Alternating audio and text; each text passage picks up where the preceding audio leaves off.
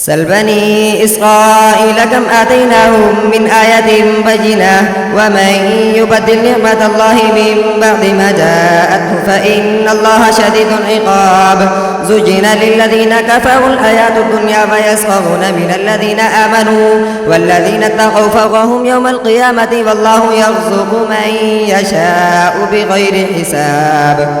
كان الناس أمة واحدة فبعث الله النبيين مبشرين ومنذرين وأنزل معهم الكتاب بالحق ليحكم بين الناس فيما اختلفوا فيه وما اختلف فيه إلا الذين أوتوه من بعد ما جاءتهم البينات بغيا بينهم فهدى الله الذين آمنوا لما اختلفوا فيه من الحق بإذنه والله يهدي من يشاء إلى صراط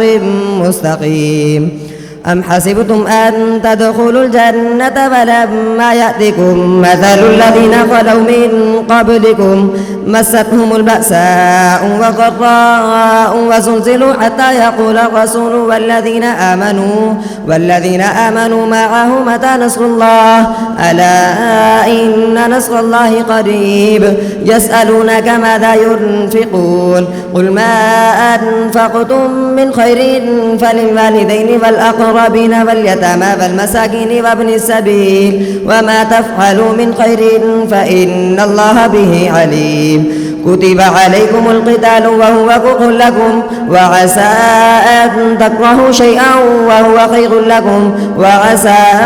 أن تحبوا شيئا وهو شر لكم والله يعلم وأنتم لا تعلمون يسألونك عن الشهر الحرام قتال فيه قل قتال فيه كبير وصد عن سبيل الله وكفر به والمسجد الحرام وإخراج أهله منه أكبر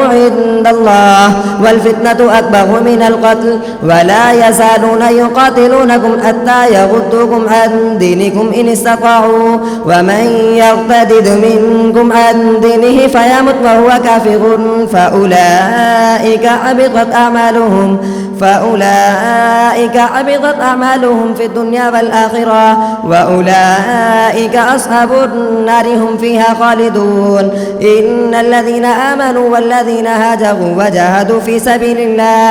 في سبيل الله أولئك يرجون رحمة الله والله غفور رحيم يسألونك عن الخمر والميسر قل فيهما إثم كبير ومنافع للناس وإثمهما أكبر من نفعهما ويسألونك ماذا ينفقون قل العفو كذلك يبين الله لكم الآيات لعلكم تتفكرون في الدنيا والآخرة ويسألونك عن اليتامى قل إصلاح لهم خير وإن تخالطوهم فإخوانكم والله يعلم المفسد من المصلح ولو شاء الله لأعنتكم إن الله عزيز حكيم ولا تنكحوا المشركات حتى يؤمن ولأمة مؤمنة خير من مشركة ولو أعجبتكم ولا تنكحوا المشركين حتى يؤمنوا ولعبد مؤمن خير من مشرك